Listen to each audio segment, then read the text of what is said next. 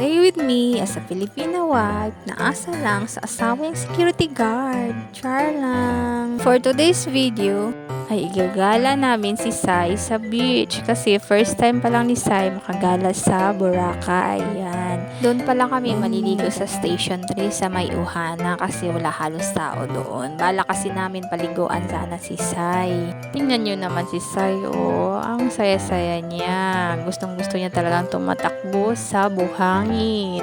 Tinitikman niya pa nga yan. Inaano niya kung ano yung lasa. Kaya yung bunganga niya punong-puno ng buhangin. Tingnan nyo naman, nag-enjoy talaga siya, oh. Diba, pati ako enjoy na enjoy. Ang ganda ng sunset. Ayan, pinainom siya ng tubig ni kuya niya, Dustin. Si Dustin naman, gusto niyang ilagay yung tali ni Sai sa paa niya para pag tumakbo, hindi makawala kasi nilagay niya yung tali sa paa niya.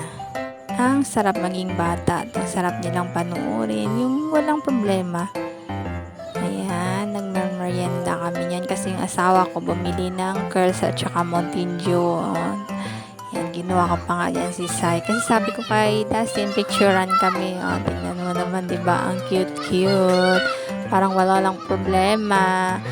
Nilibing nila yung tali ni Sai kasi nga maliligo kami. Parang malamig kasi yung tubig kaya hindi na lang namin pinaliguan. Ayan, nililibing nila yung tali para hindi makawala. Sabi ko nga, nako, makakawala talaga yan. Sabi nila, hindi yan. No? Kaya nga sinubukan talaga namin kung makakawala ba. Ayan, naliligo na kasi kami.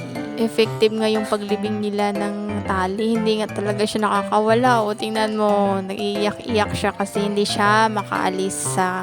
Hindi ko talaga naisip yan. Akala ko talaga makakaalis siya sa libingan ng tali niya sa buhangin. O, diba? Hindi nga talaga. Ang galing-galing talaga ng mag-ama ko. O, ang galing mag-isip. Yan, si Dustin, pinuntahan niya si Sai kasi nga sigaw ng sigaw, iyak ng iyak. O, sabi ko, Dustin, puntahan mo. Ayan, dinala niya yata ng bato para gawing laruan ni Sai. Hindi naman pinansin ni Sai yung bato. Gusto talaga yata maligo din ng dagat. Sabi ang lamig-lamig kasi ano oras na rin. Siguro mga nasa 5:30 na to.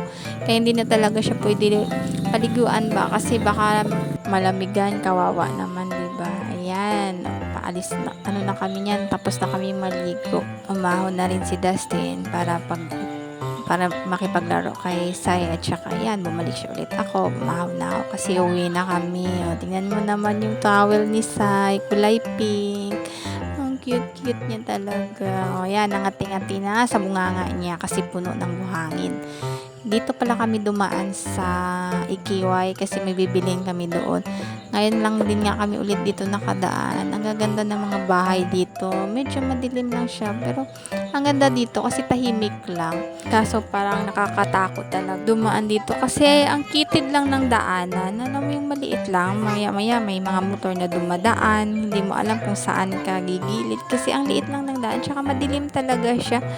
Tingnan nyo naman, oh. Pero ang gaganda talaga ng mga bahay dito. Tsaka parang masarap dito mag-jogging kasi ano lang, dito na pala kami sa Ikiwa. Yan yung asawa ko, bumibili siya ng manok sa manukan yata ng bayan. Ako naman, dito sa tinapayan, bumili ako ng tinapay para bukas meron kaming mapagkapihan.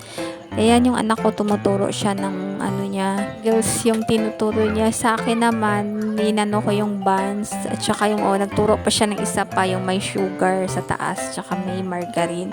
Yan yung tinuturo niya. Dusty, nagpabili din pala ng balot kasi paborito niya talaga yung balot. Kaya niya yan ubusin kahit 5 piraso.